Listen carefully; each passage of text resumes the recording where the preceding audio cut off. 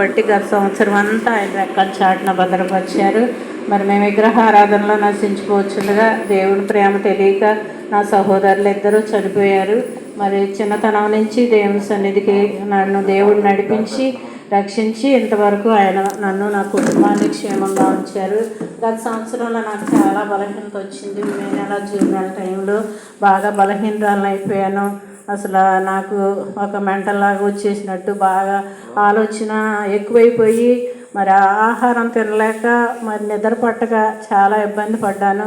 మరి నన్ను హాస్పిటల్కి తీసుకెళ్ళినప్పుడు కూడా అన్ని టెస్టులు చేశారు, ఏమీ లేదన్నారు.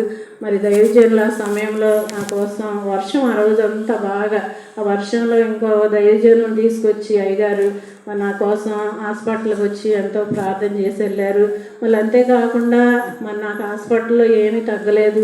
మరలా గృహానికి వెళ్ళినప్పుడు కూడా ఇంకోసారి కూడా మరి దైవజనులు ఇంకోసారి వచ్చి మీ కుటుంబంలో ప్రార్థన చేస్తానన్నారు.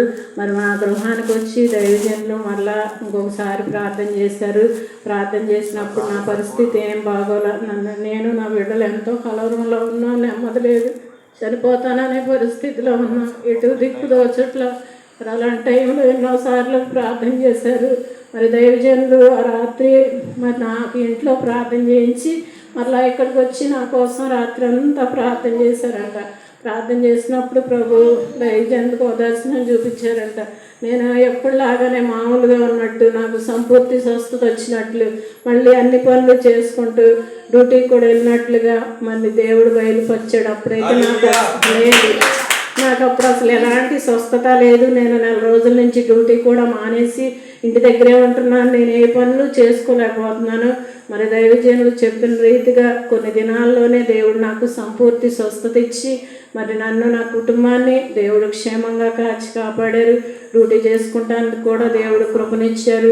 మరి తాడెంకోసారి ఫంక్షన్కి వచ్చినప్పుడు మరి అమ్మగారు కూడా మరి ఎంతగానో నన్ను బలపరిచింది. చాలాసేపు కూర్చుంది నా దగ్గరికి వచ్చి ఎంతో ప్రార్థన చేసేదాన్ని. ఎందుకు మన దేవుడు అన్యాయం చేసే దేవుడు కాదు, నువ్వు భయపడొద్దు, మేము ప్రార్థన చేస్తామని మరి ఎంతగానో ఎప్రాల్ గారు కూడా బాగా ప్రార్థన చేశారు.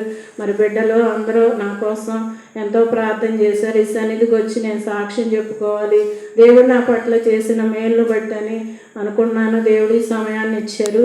దేవుని స్తోత్రం. దైవజనులకి నా వందనాలు, మీ అందరికీ నా వందనాలు. ఇంతవరకు నన్ను క్షేమంగా కాచి కాపాడిన దేవునికి వందనాలు. ఈ సంవత్సరం అంతా దేవునికి నమ్మకంగా ఉండేటట్టు ప్రతి చోట దేవుని సాక్షిగా నిలబెట్టేటట్టు నా కోసం నా కుటుంబం కోసం ప్రార్థన చేయండి. ఇది నా చిన్న సాక్షి.